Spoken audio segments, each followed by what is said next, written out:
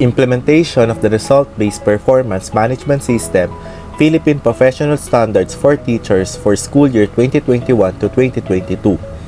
Faithful to the commitment of the Department of Education to quality teaching, it being recognized as vital to the attainment of desired learning outcomes, the department remains steadfast in the efforts to anchor its human resource systems and actions on well-defined professional standards for teacher quality, consistent with DepEd Order No. 2 Series of 2015 prescribing the guidelines on the establishment and implementation of the Result-Based Performance Management System, or the RPMS, in the Department of Education, and pursuant to Section 5 of the DepEd Order 42 Series of 2017 on the national adoption and implementation of the Philippine Professional Standard for Teachers, or PPST, which mandates that all performance appraisals for teachers shall be based on this set of standards.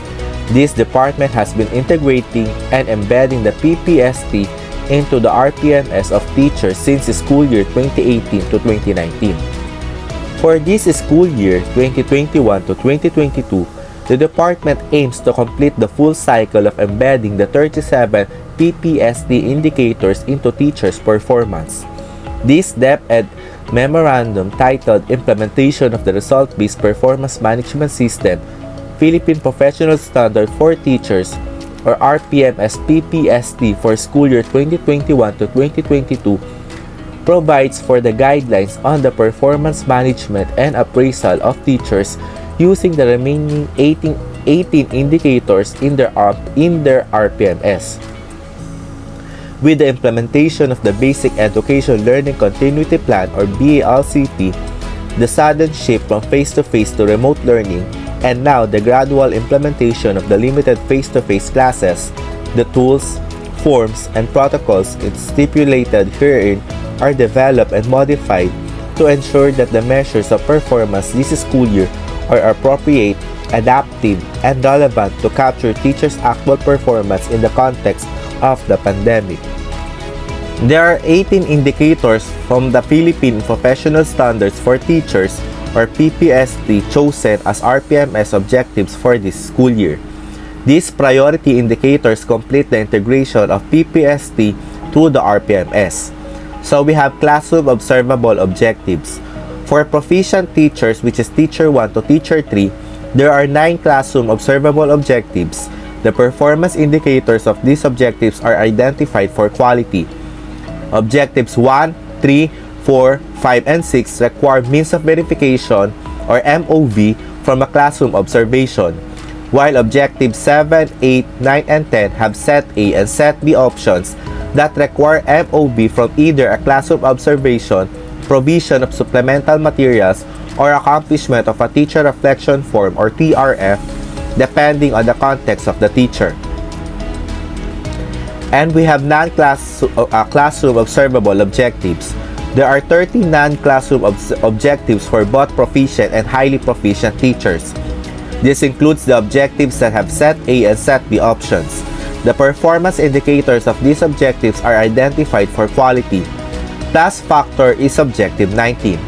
Now, let's proceed to the RPMS objective based on the PPST priority indicator and their means of verification.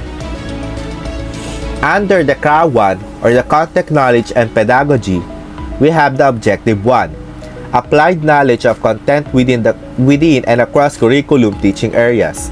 The means of verification, Classroom Observation Tool, or COT rating sheet or Inter-Observer Agreement Form from 1. An observation of synchronous teaching or online teaching or two-way radio instruction. 2. If option 1 is not possible, an observation of a recorded video lesson or audio lesson that is SLM based or MELC aligned. And 3. If options 1 and 2 are not possible, an observation of a demonstration teaching via LAC. Next, Objective 2. Use research-based knowledge and principles of teaching and learning to enhance professional practice. For the MOV, 1 lesson plan with annotations. Identifying the research-based knowledge and or principles of teaching and learning used as basis for planning or designing the lesson. Objective 3, displayed proficient use of mother tongue, Filipino and English to facilitate teaching and learning. Objective 4, use effective verbal and nonverbal classroom communication strategies to support learner understanding, participation, engagement, and achievement. Under CLAT 2, we have Objective 5, establish safe and secure learning environments to enhance learning through the consistent implementation of policies, guidelines, and procedures. And Objective 6, maintain learning environments that promote fairness, respect, and care to encourage learning. So they have the same means of verification, which is the Classroom Observation Tool or the COT rating sheet or Inter-Observer Agreement Form from number 1, an observation of synchronous teaching or limited face-to-face teaching, online teaching, or two-way radio instruction. Number 2, if option 1 is not possible, an observation of a recorded video lesson or audio lesson that is SLM-based or MELC-aligned. 3, if options 1 and 2 are not possible, an observation of a demonstration teaching via lab. Next, Objective 7, maintain learning environments that nurture and inspire learners to participate, cooperate, and collaborate in continued learning. So for this, I choose set B. So for set A, the MOB for, if you choose set A, the MOB for set A is any supplementary material in print or digital format made by the ratee and used in the lesson delivery that highlights maintaining learning and environments that nurture and inspire learners to participate, cooperate, and collaborate in continued learning. Like activity sheets, one lesson from a self-learning module, lesson plan, like DLP, DLL, WHLP, WLP, or WLL, lesson exemplars, and the likes. Video lessons, audio lessons, and other learning materials in print or digital format. With client or learner feedback on how the material encourages the learners to participate, cooperate, and collaborate. And please specify and provide annotations of one's contribution to a material if it is a group work. So in my format, I chose set B, which is Classroom Observation Tool or COT rating sheet of Inter-Observer Agreement Form from number 1, an observation of synchronous teaching, online teaching, or two-way radio instruction. Number 2, if option 1 is not possible, an observation of a recorded video lesson or audio lesson that is SLM-based or MELC-aligned. And number 3, if options 1 and 2 are not possible, an observation of a demonstration teaching via lab. And Objective 8, applied a range of successful strategies that maintain learning environments that motivate learners to work productively by assuming responsibility for their own learning. So again, we have set A and set B for Objective 8. In my format, I chose set B. So for set A, like Objective 7, this is the MOV if you choose the set A. Any supplementary material in print or digital format made by the ratee and used in the lesson delivery that highlights a range of strategies that maintain learning environments that motivate learners to work productively by assuming responsibility for their own learning. Like activity sheets, one lesson from a self-learning module, lesson plan, video lesson, audio lesson, and other learning materials in print or digital format. And please specify and provide annotations of one's contribution. And for my format, I chose set B, which is Classroom Observation Tool or COT rating sheet or Inter-Observer Agreement Form from number 1, an observation of synchronous teaching or like limited face-to-face teaching, online teaching, or two-way radio instruction. Number 2, if option 1 is not possible, an observation of a recorded video lesson or audio lesson that is SLM-based or MELC-aligned. And number 3, if options 1 and 2 are not possible, an observation of a demonstration teaching via lab. And for our CLAT 3, which is Diversity of Learners, Curriculum and Planning and Assessment and Reporting, we have Objective 9, which is Design, Adapted, and Implemented Teaching Strategies that are responsive to learners with disabilities, giftedness, and talents. So we have two sets. We have set A and set B. For set A, we We have Classroom Observation Tool or COT rating sheet or Inter-Observer Agreement form from number 1, an observation of synchronous teaching or limited face-to-face teaching, online teaching or two-way radio instruction. Number 2, if option 1 is not possible, an observation of a recorded video lesson or audio lesson that is SLM-based or MELC-aligned. And number 3, if options 1 and 2 are not possible, an observation of a demonstration teaching via LAC. And for set B, we have the Teacher Reflection Form or the TRF on designing and adapting and or implementing teaching strategies that are responsive to learners with disabilities, giftedness, and talents, and a certification from the school head that the latest classes have no identified learners with disabilities, giftedness, and or talents.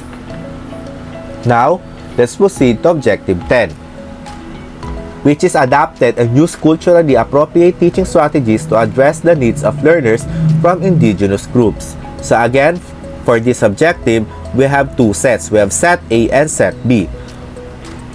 For set A, we have Classroom Observation Tool or the COT rating sheet or Inter-Observer Agreement form from number 1, observation of synchronous teaching, limited face-to-face teaching, online teaching, or two-way radio instruction. Number 2, if option 1 is not possible, an observation of a recorded video lesson or audio lesson that is SLM-based or MELC-aligned. And number 3, if options 1 and 2 are not possible, an observation of a demonstration teaching via LAC. Or set B or the Teacher Reflection Form or the TRF on adapting and using culturally appropriate teaching strategies to address the needs of learners from indigenous groups and a certification from the school head that the latest classes have no identified learners from the indigenous groups. Now, for Objective 11, adapted and implemented learning programs that ensure relevance and responsiveness to the needs of all learners. Means of verification, evaluation on the implementation of the adaptive or of the adapted or the contextual learning program. Number 2, progress report on the implementation of the adapted or the contextualized learning program. Number 3, accomplishment or completion technical report on the implementation of an adapted or the contextualized learning program. And number 4, action plan, activity or proposal, activity matrix that shows an adapted contextualized learning program. For Objective 12, utilize assessment data to inform the modification of teaching and learning practices and programs. For the means of verification, a list of identified dis or must master skills based on the frequency of errors or correct responses with any of the following supporting MOV. Number 1, accomplishment report for remedial or the enhancement activities like remedial sessions, summer reading camp, field ED-based reading program. Number 2, intervention material used for remediation or reinforcement enhancement. Number 3, lesson plan or the activity log for remediation or enhancement utilizing of assessment data to modify teaching and learning practices of programs. For Objective 13, which is under the CRA 4, the community linkages and professional engagement and personal growth and professional. For Objective 13, maintain learning environments that are responsive to community context.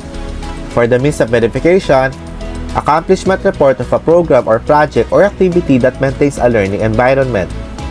Number 2, program or project or activity plan on maintaining a learning environment. Number 3, minutes of consultative meeting or community stakeholders meeting about the program or project or activity that maintains a learning environment with the proof of attendance. Number 4, communication letter about the program, project, or activity that maintains a learning environment. For Objective 14, review regularly personal teaching practice using existing laws and regulations that apply to the teaching professions and the responsibilities specified in the Code of Ethics for Professional Teachers.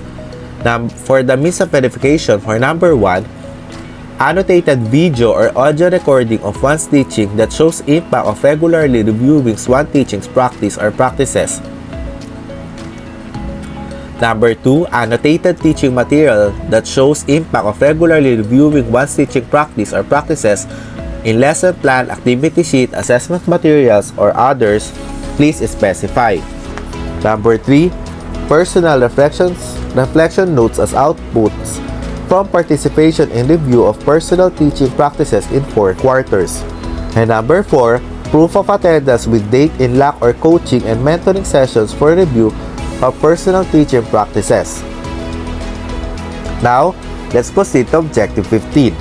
Complied with and implemented school policies and procedures consistently to foster harmonious relationships with learners, parents, and other stakeholders. For the means of verification, for number 1, proof of participation or involvement in a school community partnership for the implementation of a school policy or procedure. Number 2, minutes of parent-teacher conference or stakeholders meeting about the implemented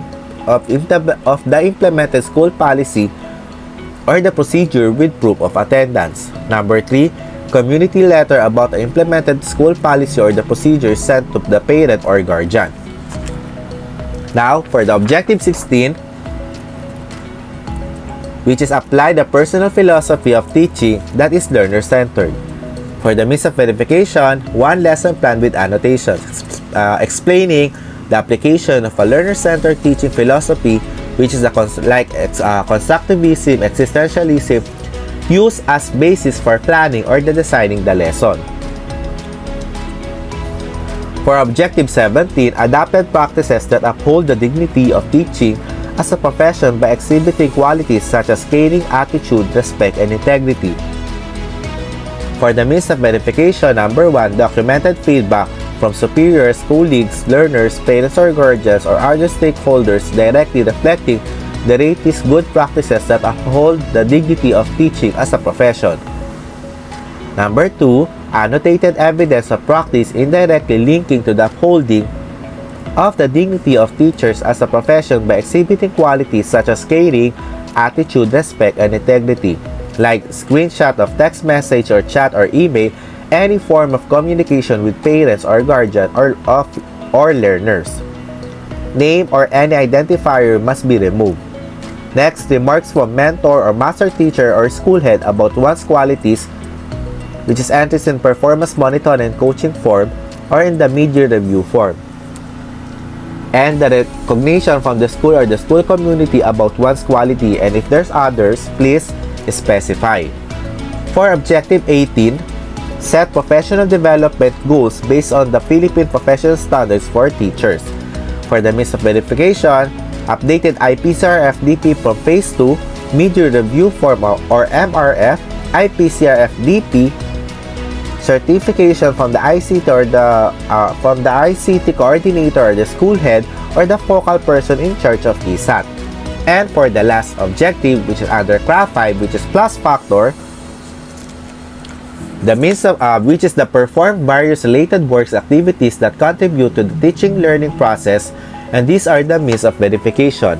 Any proof of committee involvement, advisorship of co-curricular activities, book of journal, authorship or contributorship, coordinatorship or chairpersonship, coaching and mentoring learners in competitions, serving as reliever of classes in the absence of teachers, mentoring pre-service teachers, participation in demonstration teaching, participation as technical working group member, and others. Please specify and provide annotations.